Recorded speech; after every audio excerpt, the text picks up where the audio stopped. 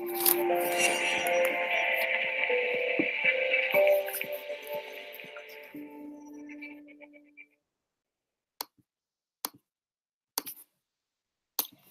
everyone, my name is Mirna, and on behalf of the Mindalia TV team, welcome to Mindalia live streaming, where thousands of people around the world gather to see the lectures and interviews organized by Mindalia TV.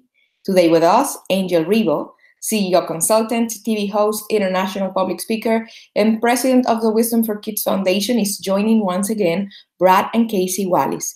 Brad and Casey are the founders of the Expand with Julius organization, and today a very special person is joining them, Rex Finfgeld, and they are going to be talking about near-death experiences.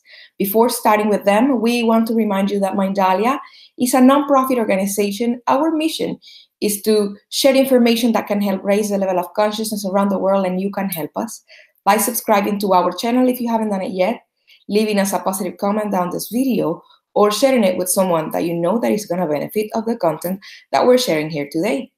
Also, while we are live streaming, like right now, we want to invite you to participate in the active chat. Active chat is the screen that you're going to be seeing here on my side, and through there you can put your questions. We just please ask you to use the format word question in caps and the actual question you have. Last but not least, remember that Mindalia is broadcasting from Monday through Friday in Portuguese through Mindalia Televisão, English through Mindalia TV English, and in Spanish in Mindalia Televisión. We want you to visit our different channels and to find out what we are developing there daily. Information as beautiful and as interesting as the one you see daily on Mindalia TV. And we also want you to collaborate with us with your own valuable content, with your own information. And for that, you can go to our website, click on the link on the top of the page. That link is going to take you to a form that you can fill out for our technical team to be getting in contact with you. And I'm not going to delay this any further. I'm going to welcome to our screens Angel Ribo, Brad and Casey Wallis, and Rex Finfgeld. Guys, welcome to Mindalia live streaming. The screen is yours. Thank you. Thank you very much, Mirna, for your wonderful introduction. And today from Texas again. I am not at my office as I typically am. Today I was trying to reach my office, but unfortunately there was a lot of traffic here in Dallas, Texas. But I'm here, fully present in the present moment, and blessed of having Casey and Brad and Julius again with us. It's the fun moment of the week on Mindalia TV. How are you guys? We're great, Angel. Just absolutely fabulous. Yeah, everything's super great, super great. Wonderful. So, for everybody, I think I'm not sure if we've shared this, but you know, you guys are in a particular place in Utah, in the state of Utah. That for the people that are watching us, maybe they don't know where Utah is. It's kind of in the upper north part of the U.S. and maybe on the west side. How would you describe the geographical position of the place where you are? Well, we're in the southwestern end of the state, which is the desert part of the state, which of course allows us the beautiful country that we have as our backyard. Yeah, we're kind of close to Las Vegas, Nevada, believe it or not. That's a pretty recognized place, you know, here in the U.S., right? Yeah. And Utah's beautiful, has of course some, 5 or 6 national parks here. So it ends up being kind of a vacation destination for many European travelers and worldwide travelers and stuff. So geographically and aesthetically, it's very beautiful here.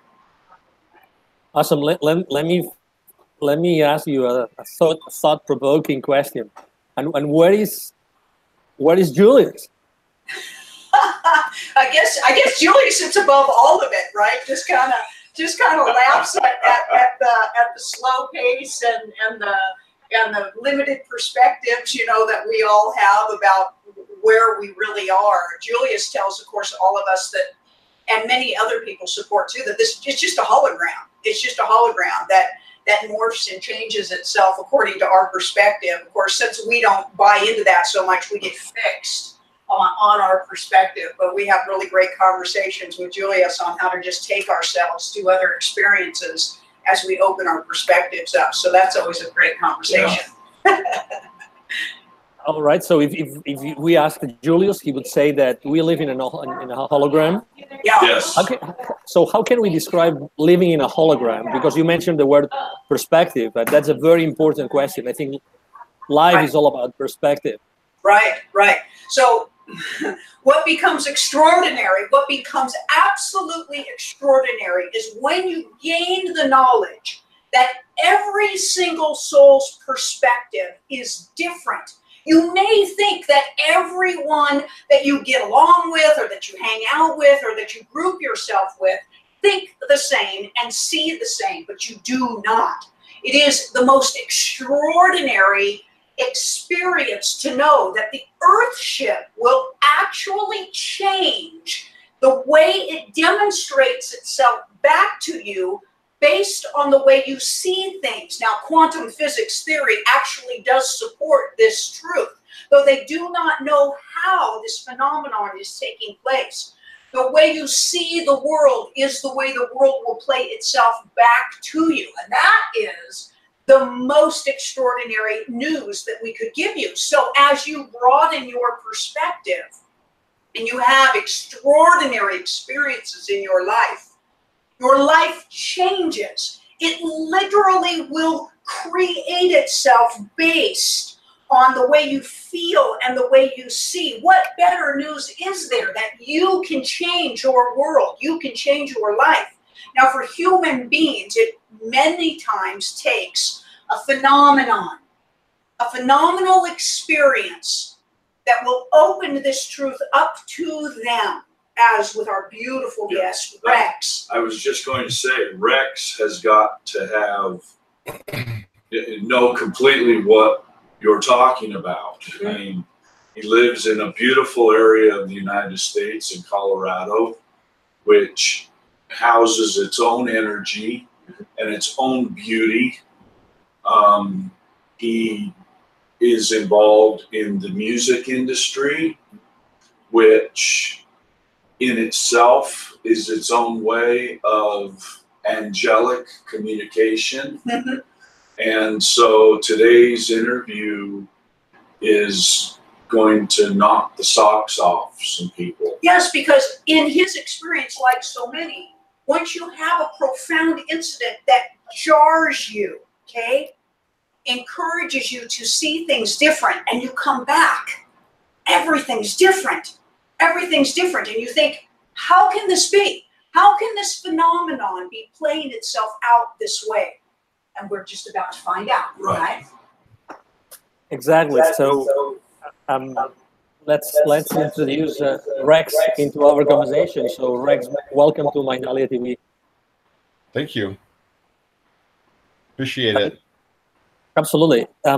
By the way, I see you a little bit dark. I don't know if you could switch on a light or something. I don't know if that's possible. Light on it. I was thinking this might have been a good light. Give me a moment. I can switch one more light on. Thank you. Thank you. Sorry about that, but it's going to be better for our audience. Thank you. Thank you. Thank you. Thank you so much. My apologies, Casey and Brad. No, this is good. It's all good. You know. Yeah, there we go. There we go. Oh, absolutely. It's better now here. We got to see a little bit of you there, Rex. Exactly, because if we're going to lose our socks, we'd rather do it with a little bit of light. Oh, sure. You got to be able to find the socks when they come off. Awesome. So we obviously like a sense of humor here on Mindalia. So tell us a little bit more about you, because we're talking about where. We're talking about the question where physically, right? So if you've had any of that experience, that means that for some time we probably were not in this physical dimension that we are used to live in, this hologram that so well Casey and Julius described a few moments ago. Yeah, to me, this hologram, and I'll subscribe to that. I have my reasons for it, but it's a thought universe. Jonathan Hagelin, who's a theoretical physicist who's into transcendental meditation, talks about the universe as a thought universe. So I think that's one of the areas where we see the holographic nature of the universe, because this is the result of the mind of this divine being. For me, my near-death experience was just a moment. And I know a handful of people have had a similar type of an experience, but in that moment was the eternity, was the infinity. And I was still myself, but I was existing as my own pure being. I was soul. I was God. I was the divine for a moment. I was all space, whatever the expanse of the universe may really be. I was all time, past, present, and future all at once. Multiple realities and parallel universes, just pure probability and potential reality, probability, possibility, and potential. And with that was just infinite dimensions. I was all of that all at the same time, but as the essence of love, in the purest, most innocent, childlike sense of love, just permeating, just infused. It was love. It was not only the source, but it was love. But it was also alive as life itself. It was spirit. It was chi, prana, however we want to put that. This really was life itself. And as I mentioned, it's that mind, that divine imagination that basically is what gives rise to this entire experience. The infinity of the experience across all dimensions and all just experiential possibilities. And just for a moment, that's where I was. But like I said, if in my memory, it feels like just a moment, but at the same time, there's so much in that moment, because now that that's happened, that door is open, it's switched on all the time. And all I basically have to do is clear my head, get out of my own way. Kind of, the ego gets in the way sometimes, and just take a look. And I can take some time to process and then find a way to share it. Wow, you make it so simple, so simple. I guess it's simple, right? It really is, though. That's the thing, is it's incredibly simple on the one hand, but again, it's infinitely deep. Would you mind sharing with us, like the whole story? How did you get into that particular point in your life? What happened before that? What took you to that particular place that allowed you to discover that new you? Are you talking about in terms of the actual when I nearly had to, when I almost died? Okay. Yes. I fell out of a tree. Oh, really? Yes. Now, I know what you're asking yourself. Every time I do one of my talks, you think the first question is, what happened while near death? But no, all of a sudden the question becomes, what in the world was a grown man doing in a tree? Exactly. I agree. I'm a lifetime martial artist. I've been teaching for a long time, and climbing's always been a source of cross training, whether it's trees, rocks, mountainsides. I've always loved climbing, sorry. And two branches let go on me, and these were live, thick branches. It's a tree I've climbed probably 100 times. And it's a whole series of synchronicities that took place to put this into motion, because it was a cold spring day that I went out for a run in a park nearby where I was staying, and there was nobody else in the park. I think I passed one person in like a 3-mile run, and so it was amazing that anybody saw me fall at all. So what happened was, there was a couple of girls that I think are high school age girls that were going through the soccer fields, probably 75 plus yards away. They weren't even close to me. They just happened to be looking my way when I fell, because in addition to falling 26 feet, landing headfirst on concrete, I broke 20 bones. I broke 8 ribs, and it pretty much decimated my lung. I was bleeding profusely inside. So had they not seen me fall, I would have just died out on the spot. So they saw me, called the authorities, and of course that got me to the hospital. And then by the time I got to the hospital, I lapsed into a coma for 5 days. And I went into respiratory crash probably a dozen plus times. In fact, a couple of my doctors explained to me, while I did not actually clinically die, there were several times they thought for sure they were going to lose me. They just were convinced I wasn't going to pull through this particular time, but somehow I would just always pull through, as one of my doctors explained to me. So somewhere in there, I had that moment, that this vision that has stuck with me ever since. It was longer it just seems like an absolute moment because of the way the human mind processes things. But this is what is so fabulous about near-death experience and being human. We take the small moments in life and we overlook them as being important. We want the bigger picture. We want the grand, or you're a musician. You want to stand in front of the packed stadium and hear the loud ovation, when it's the little small moment before you take the stage that sets the stage for that whole process. Yeah, what's extraordinary about your moment, Master, is it was a moment in a pure state of unfiltered emotion. And the being, I prefer to call it being, just pure essence of being. Yes. Right. humans filter their emotions. Emotions get filtered through perspectives. They get literally filtered through the physical embodiment because the vibration of the physical embodiment is much slower. And so it literally slows down the impact of your emotions. Once teletransporting yourself out of physical or returning to non-physical, the impact of an emotion is so profound. It is source in its authentic form, which it feels its way through thought. That's how it expands thought into an experience. And when you return back to your experience of putting your costume back on, isn't it the most perhaps hidden information that all you have to do is allow yourself to feel? Allow yourself to feel. That's a massive word because humans feel very protected against their emotions. And when you allow yourself to feel, everything happens. Everything happens. Even he said that all he has to do is just take a moment. Isn't that awesome? And he's back to what he has experienced. So he has actually been able to keep that feeling with him through all of this. Yeah. So has it allowed you now, Rex, to be wanting and willing to be more emotionally engaged in the human experience? Yes. I am dozens of times more sensitive than I've ever been in my life. That little child within me has definitely been reborn. I was actually talking to one of my bandmates here just the other night about this. He's a doctor in psychology, really brilliant guy. And he was explaining that I cry like daily. I cry over everything. Although I want to make it clear, I don't cry over sad things. I mean, I can, but most of the things that I cry about are some things that touch me or move me. Maybe it's a song on the radio that I just happen to be, and just strikes me in that moment and tears start flowing.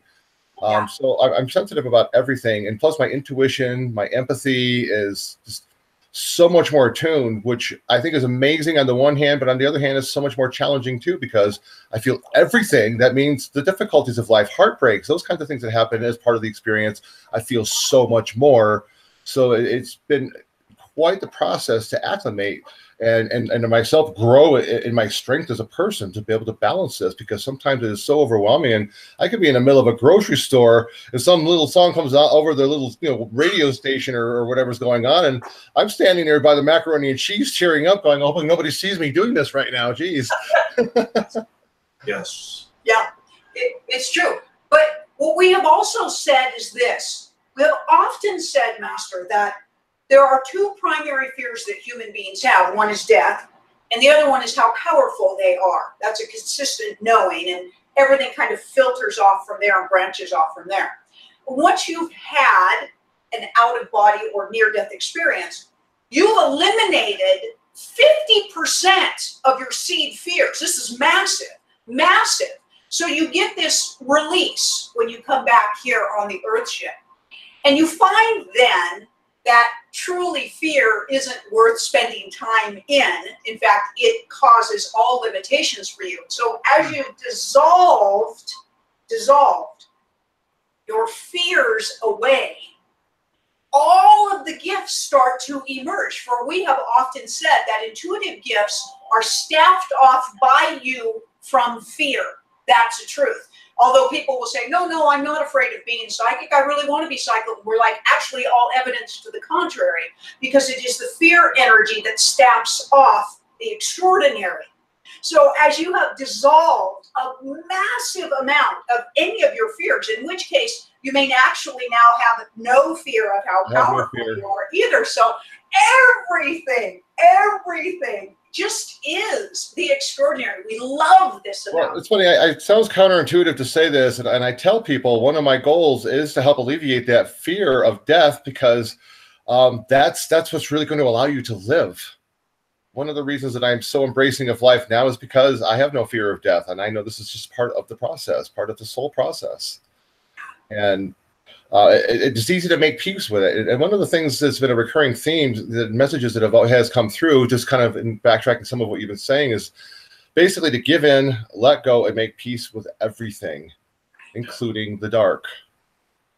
Yeah. Easier said than done, because we know what's capable there. But in terms of my own personal sense of, everything that's light and dark about me and my own personal experience, it's all on the same page now. It's kind of like the short version is we all made peace with each other, decided, okay, we have a mission and we're all going to work together on this mission. So that's the whole thing. I don't avoid the dark. I don't turn my back on the dark. People try to clear it and get away from it. It's like, no, embrace your dark, get to know your dark and make peace with it. Because when you do that, you raise vibration of that part of your being.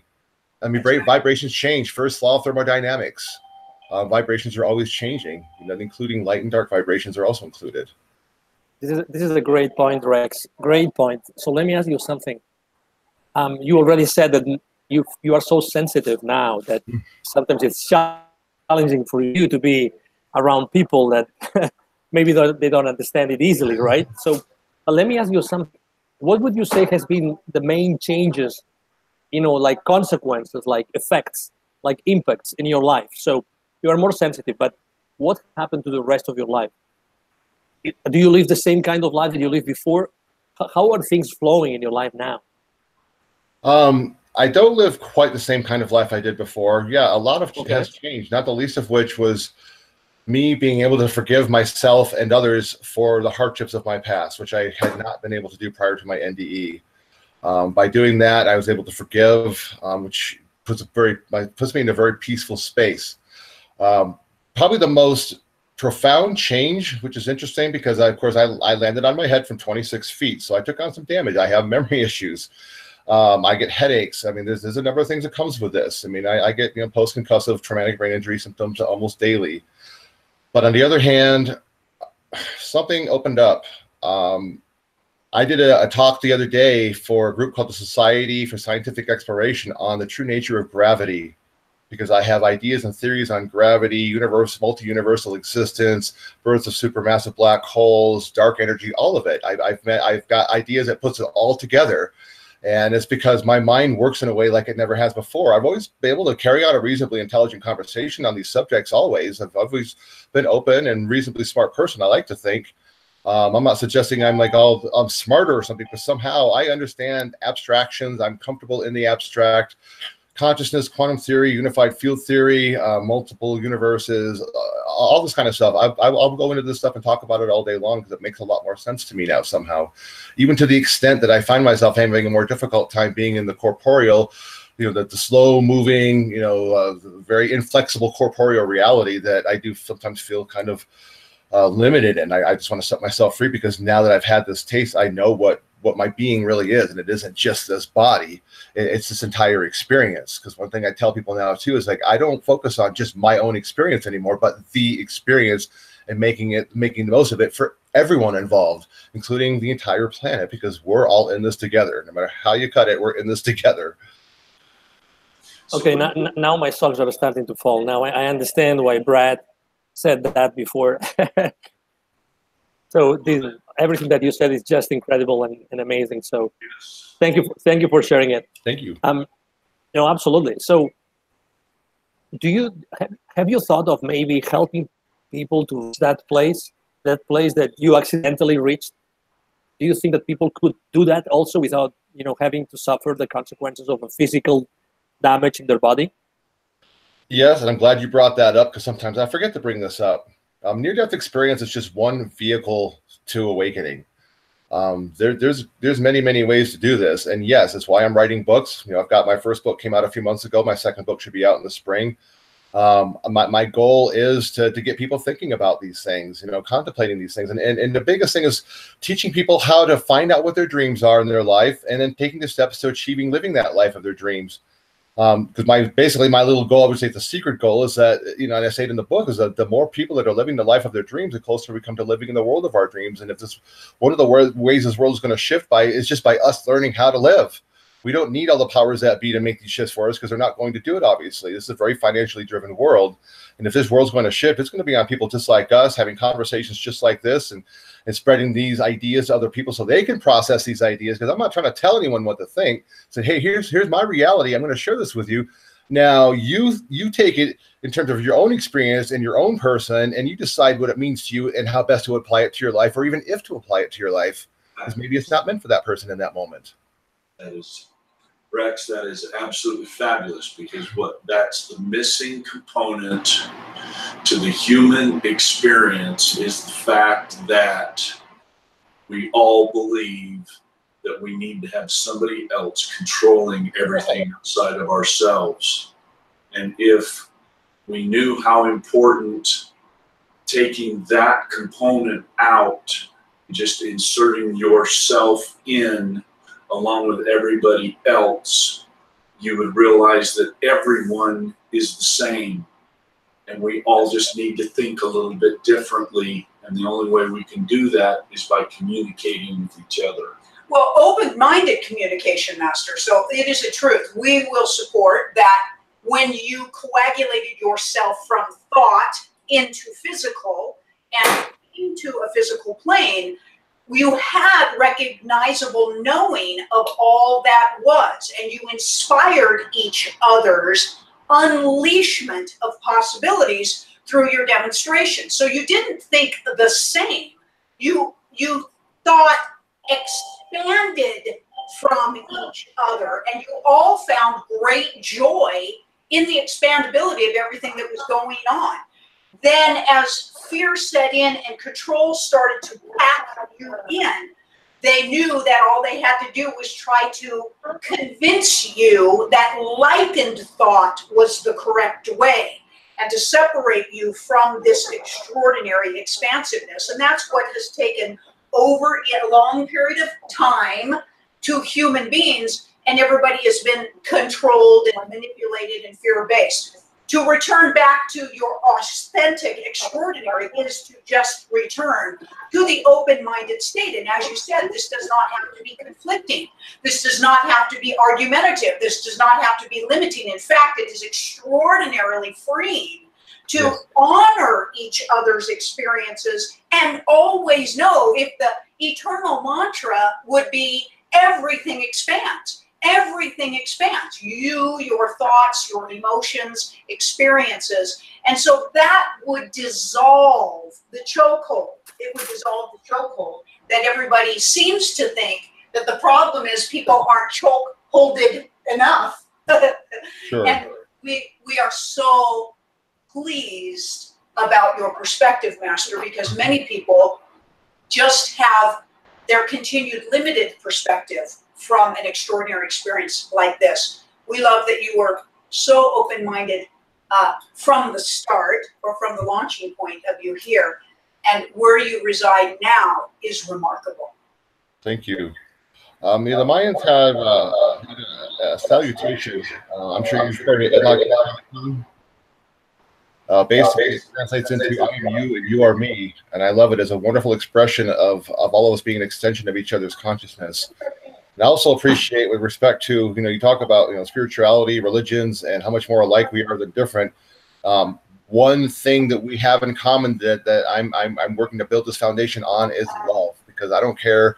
You can talk to people that are everything from Satanists to Christians to Jews to even agnostics and atheists. Everybody in the world identifies in love in some form.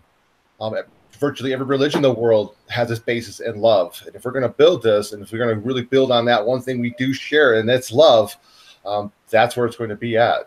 And building on that, tapping into that sensitivity, because through love, we have empathy.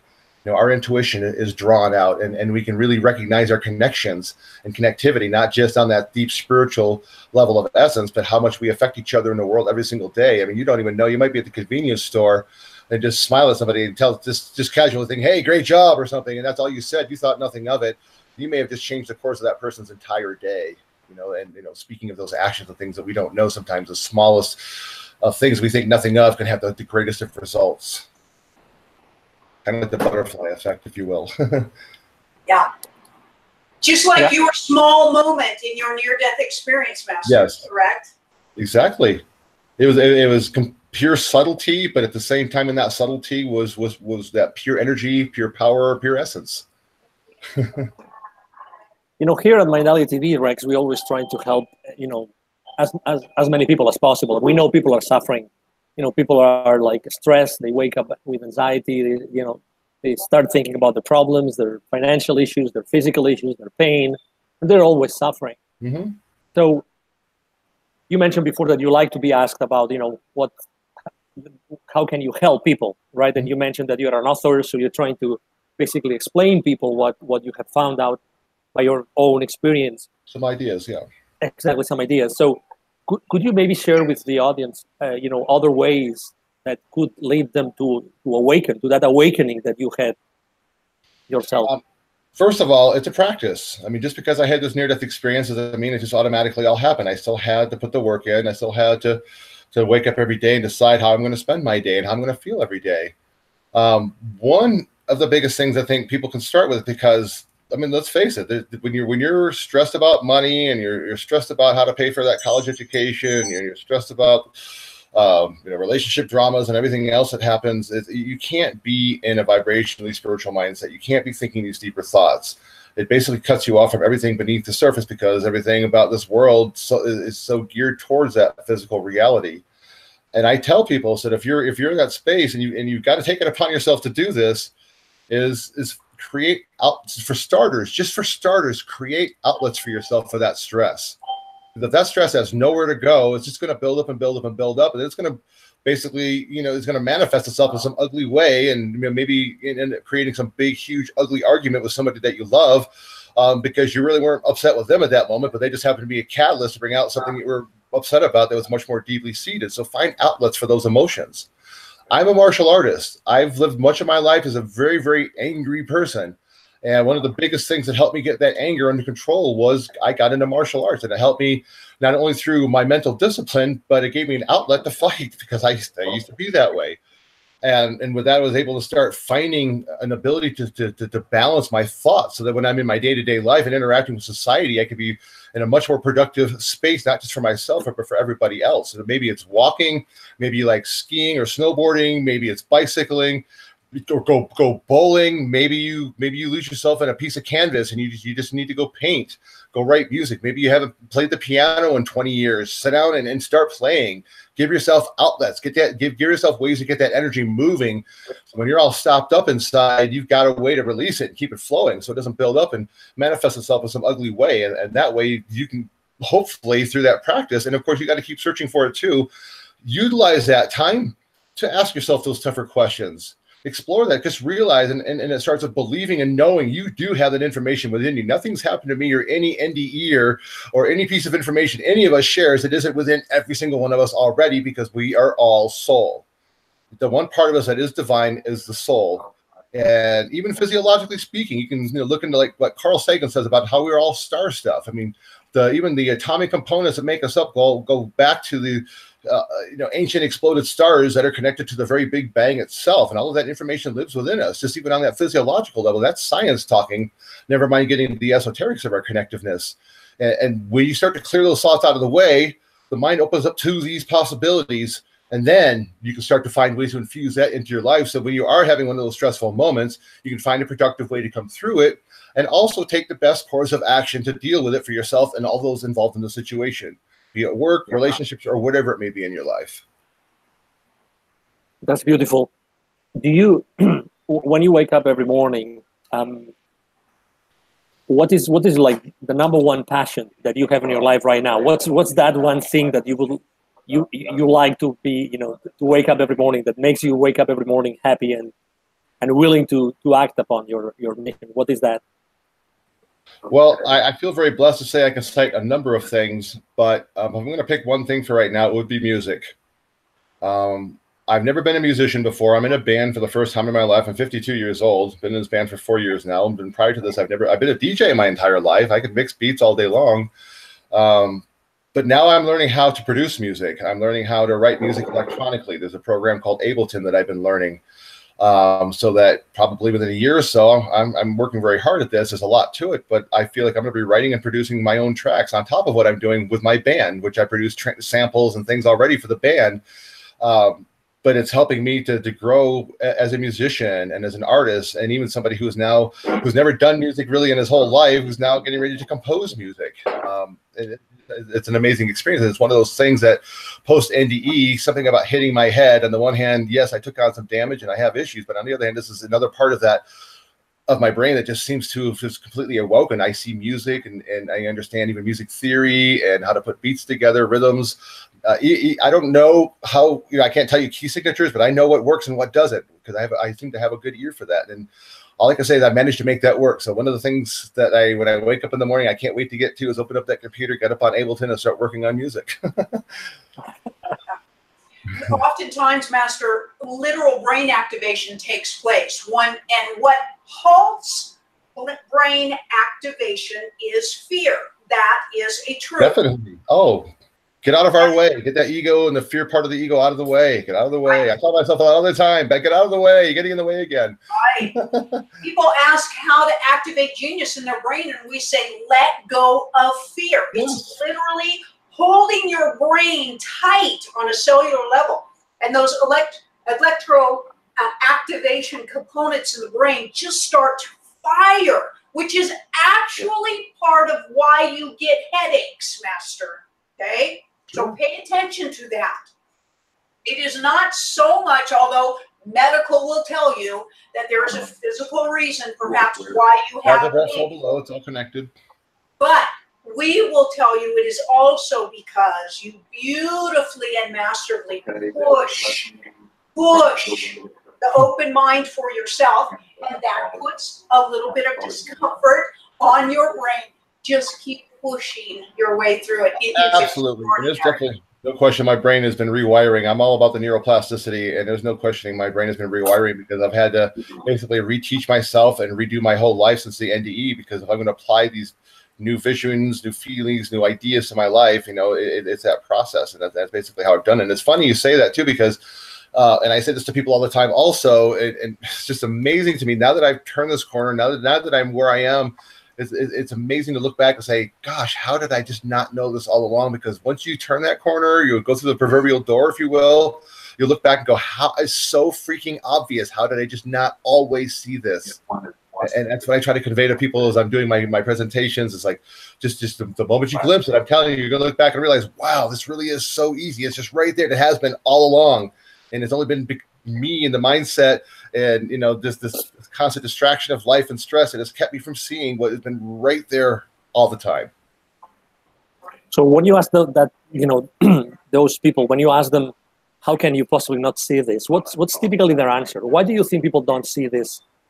Well, I can just draw back on my own experience as to why I didn't see it. So many of our hurts, the thing is, there's a lot to it. A lot of times we go through and have these traumatic hurts in life, and most people, when it comes to the emotional hurts, don't know how to heal. And I think over the course of these hurts, it just compounds and grows to the point where it starts to become part of their identity and who they are, and becomes their perception of reality. And that was the case for me. I couldn't see past that. And even though some part of me that seemed to know that there was something more, I was just so attached to my experiences and so attached to these processes, largely because we are creatures of habit. And one thing I noticed about myself personally is that I was attached to habits that were bad habits that I knew would lead to things that were not going to be beneficial for me, but I would do it over and over again because that's what I knew.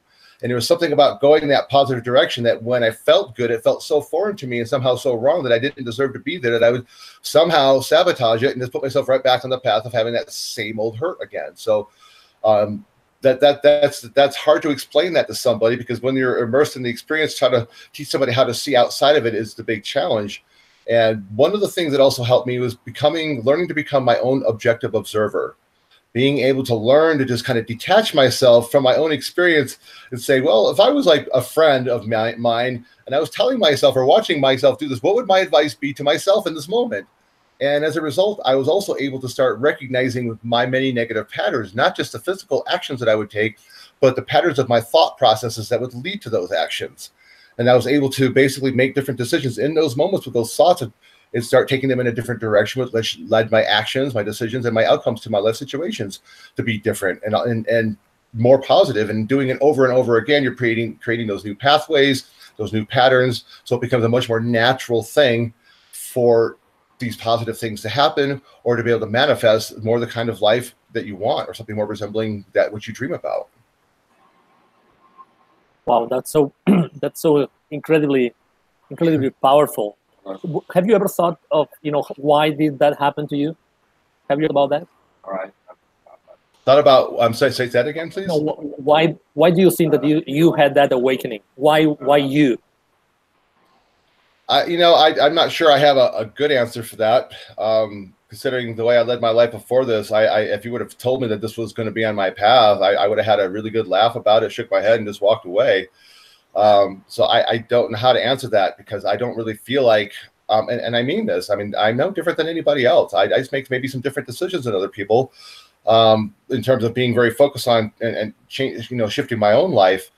But it's hard to say, what I can tell somebody in that situation, without being able to somehow, I don't know, like Vulcan mind meld with them or something and just show them, which is partly why I've created a meditation to help.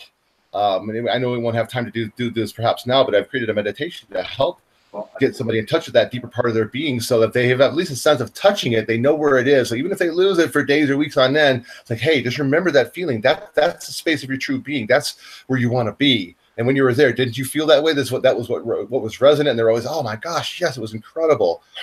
Well, now that you've been there, remember that. Take steps to go back there. And the more you're there, savor that, so that you can be there more and more and more. Because what you're doing is, in a physiological context, is you're creating basically new thought patterns, new memory enneagrams, new synaptic, patterns as well. So, and the more it's like creating a path in a field. You've got to walk that same path hundreds upon hundreds of times before that becomes a set path. And the same thing, I think memory pathways work a lot the same way.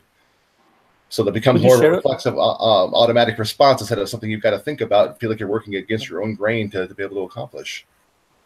Yeah, I mean, would you mind sharing a little bit more about that meditation with our audience, please, Rex?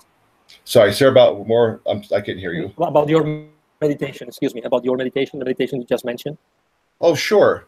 And I'm sure you hear about this with a lot of people talking about meditation.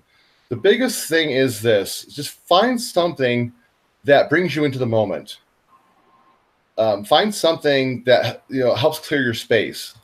Okay, like for example, this is a very obvious example, but not everybody does this. But I've been a fire performer over the years, i.e. fire. I actually used to do performances where I would literally light girls on fire. No, I didn't burn them. I didn't hurt them. It was all part of performance. And one of the reasons I have grown to love fire so much is because when I'm working, especially with a partner, it really brings me right into the moment. It clears everything away and creates a sort of sense of being in a hypnagogic state. If you're not, are you familiar with the term? And if your audience is not familiar with hypnagogic state, basically what that is that state of consciousness that you're in as you're falling asleep. When you go to sleep at night, you're laying down, you're getting comfortable, and you're not quite asleep yet, but you're on that verge.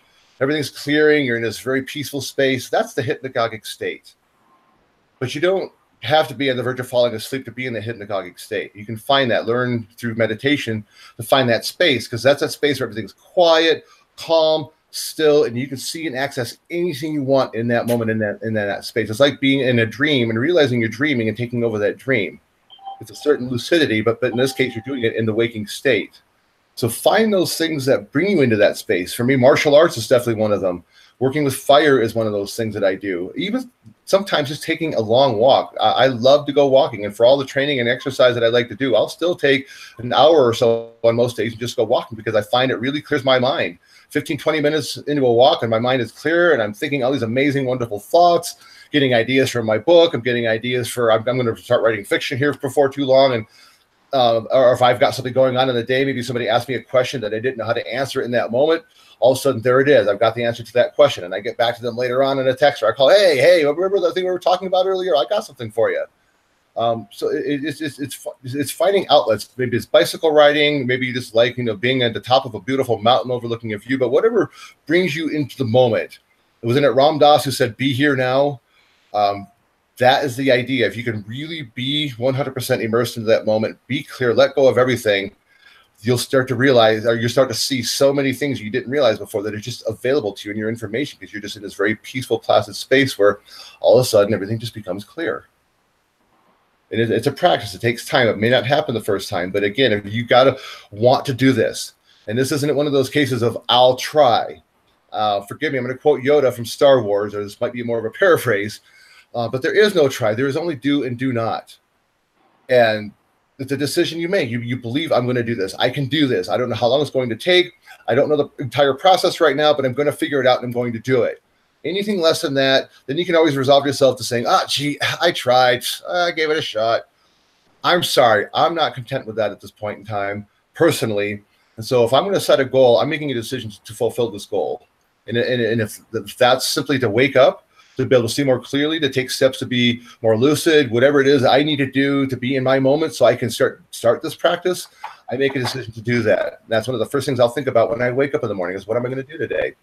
What are the first thoughts of my day going to be when I set a precedent for that day? And from there, I build on it.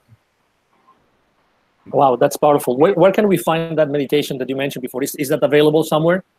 Unfortunately, a couple of times I've done it, it's not been recorded. So I would just say, as I do more talks, especially as I get more online and doing some of these types of talks, I'm just pay attention to that. And hopefully, in one of those cases, I'll have an opportunity to give that guided meditation, because it's been really powerful for people. Because I've always wanted to, especially since this NDE is like, how can I bring people into that moment, let them feel what I felt, get them a sense of where I was and what I experienced, because again, it's within every single one of us and everything. And I found that this guided meditation has been the best way to do it, because the responses have been so positive and in some cases really powerful. So I know that through this meditation, people are touching a sense of where I went for that near-death experience. They're getting into that deeper sense of their true self, that part of their self that's still innocent and untarnished and still in that sense of childlike wonder and innocent love.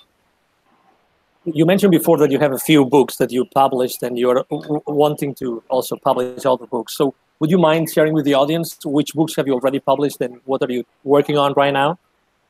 Yes, I just have one book that's out currently. It's the first book of a 3-book series called the Gravity series. It's called My Experiment with Gravity, which started off as kind of a joke because I fell out of a tree. So I never called it an accident. And instead of calling it a fall, which seemed kind of anticlimactic, I always referred to it as My Experiment with Gravity. And it kind of caught on with all my friends. So the first book became called My Experiment with Gravity. And it's basically a self-help spiritual autobiography. So I talk about my near-death experience, but I also talk about my life story so I can explain how I made these shifts from my life in the past to how my life is now. My second 2 books are going to dive in deep. My second book, I'm almost finished with it. I'm about ready to go to editing here in probably the next month or so. It's called I Never Die, a modern-day book of the dead. And it's exactly as the title suggests. I'm writing a book of the dead. I'm going to write it. It's everything beyond this existence. I'm going to write about the possibilities for the soul experience. And the third book, I'm going to go way out there on this one. It's currently, the current title right now, and it may change, is called God Constructed, A Vision of God. And I'm going to explain what God is based on my near-death experience and what I've learned since then. I'm going to explain God, basically. And when I do this, and as I've done this already, people are always really surprised to realize how much more of God they're already seeing. So I find that I'm not so much telling people things they don't already know, but actually waking up something that's already inside of them. And for many of us that are seekers, we're already there. Maybe we just have not put it together to the extent of realizing, oh no, this is God. This is the divine source. This is the essence of all that is. And so book 3 is going to explain that. I'm going to talk about that in a context that I think most people will be able to understand and say, wow, no, this really isn't beyond us. This is really a natural part of our knowing and understanding, is to know our source, to know our being and know our what we really are, which is God. How can people find you online, Rex? Right now, just Facebook. I'm in the process of building a new website, and I do have the URL. So if somebody wants to write it down and maybe check back in about 2 to 4 weeks, it's basically gravity.life. I can't believe I got that URL, but it's gravity.life is going to be the name of my website URL. But in the meantime, you can find me on Facebook. Just use my name. I have a lot of videos up on YouTube. Again, just search Rex Finfgeld. A lot of stuff will come up. And also, if you want to check out my band, Quantum Beings of the Miraculous, we have a lot of great stuff. It's conscious music. It's basically like world trip hop fusion. Our lead singer is a belly dancer. She's a professional dancer and has a belly dance troupe that does tribal and world dance that performs with us. We have fire performance and belly dancers that perform with us in our live show. And she's Hindu. She's from here, but she's basically Hindu in her philosophy. And so everything she talks about is from a very deep spiritual perspective. And a lot of the music she writes is in that spiritual perspective. So I love that part of the synchronicity of my post-near-death experience life has been bringing all these elements together that are all supportive of this new path I'm on. Wow, amazing.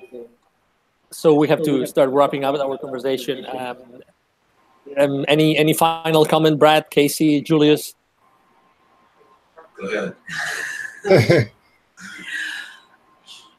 This show with you, Rex, has hit an extraordinarily level of truth that we have been inspired to provide for people. Thank you for your wisdom, your intelligence, your curiosity, your adventuristic soul and beingness, your kindness, your open-minded state, and your compassion and your allowing to just gift the world with this aspect of your presence is the most beautiful gift everyone will receive today and from this moment forward.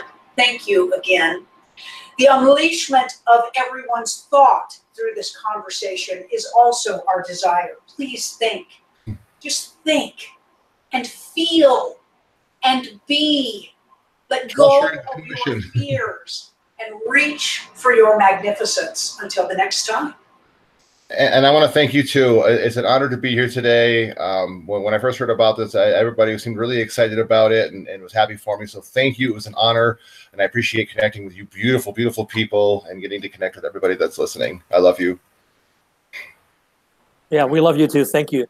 Thank you very much for being with us today, Rex, absolutely. And Casey, Brad, and Julius, where can we find you online? Please remind the audience. Expandwithjulius.com. If you go to the website, there's a banner for a free gift, and if you want to click on the free gift, we have a whole course that we're giving away as a free gift, so you can get more familiar with what we do. And you can catch us on YouTube as well. Yes, and you can catch a lot of our programming on YouTube. Expand with Julius. Yeah. Thank you. Thank you, Angel. Awesome. Thank you, Mindalia TV. And Rex, Thank you. Thank you. Thank you. Thank you, guys. Thank you. Lots of love. Yeah, what a blessing to have Rex with us. When those other books start to unfold for you, Rex, please consider us for an outlet. We just love you. I would love to be back. This has been a wonderful time today. That would mean a lot. Get your books ready, and we'll have you back on. How's that? Sounds great. Yeah, we've really enjoyed it. Absolutely. I mean, there's so many things that we have learned from you today. What a source of wisdom you are. So thank you for sharing so much with everybody and for making people, happier around you. So thank you very much for being with us today, Rex. And thank you, Casey, Brad, and Julius. And again, this is Angel Ribo with Mindalia TV. Thank you very much for being with us today and hope to see you soon. Have a wonderful day. Bye-bye.